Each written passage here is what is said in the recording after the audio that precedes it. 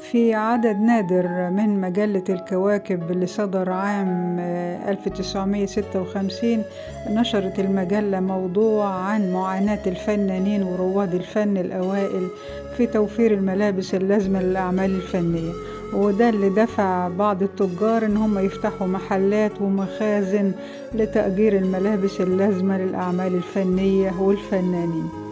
وكان أغلب المخازن دي في شارع عماد الدين، الشارع ده اللي كان مركز للفرق المسرحية والمسارح والسينمات والحركة الفنية بوجه عام. وفي أوائل الثلاثينات كان المسرح المصري والفرق المسرحية في بدايتها، وكانت أكبر عقبة اللي بتواجههم هي توفير الملابس التاريخية، لأنها كانت بتتكلف أموال طائلة ما تقدرش ميزانية الفرق إن هي توفرها.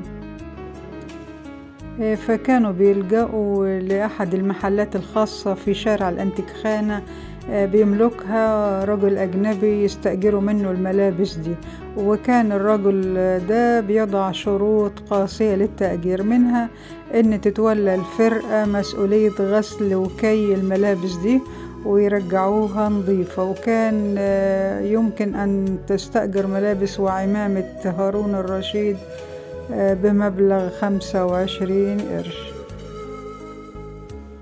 وكانت لائحة دار الأوبرا بتحرم تأجير ملابسها للفرق الخاصة. ولما كان يوسف وهبي بيقدم مسرحية غادة الكاميليا رفض مدير الأوبرا إنه يأجر له الملابس التاريخية، فلجأ يوسف وهبي لوزير المعارف وقتها، ووافق الوزير، وحينها أرسل مدير الأوبرا 2 من الموظفين لحراسة الملابس دي اللي هيرتدوها الفنانين، وكان الموظفين دول بيفضلوا واقفين في الكواليس يراقبوا الممثلين، وكانوا بيأكدوا على الممثلين بضرورة الحفاظ على نظافة الملابس، وطبعا الأمر ده كان بيضايق الممثلين.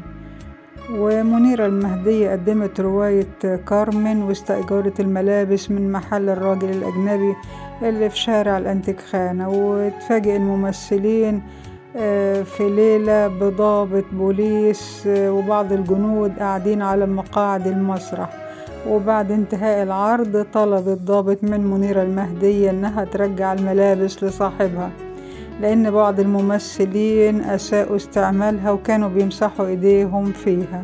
وبعد معاناة ووعود بالمحافظة على نظافة الملابس اضطرت منيرة أن تدفع مبلغ من المال كتأمين على نظافة الملابس من أيدي الممثلين. وأخيرا حبايبي، رب الفيديو يكون خفيف لطيف كده وعجبكم، ولو عجبكم ما تنسوش اللايك. مع السلامة حبايبي.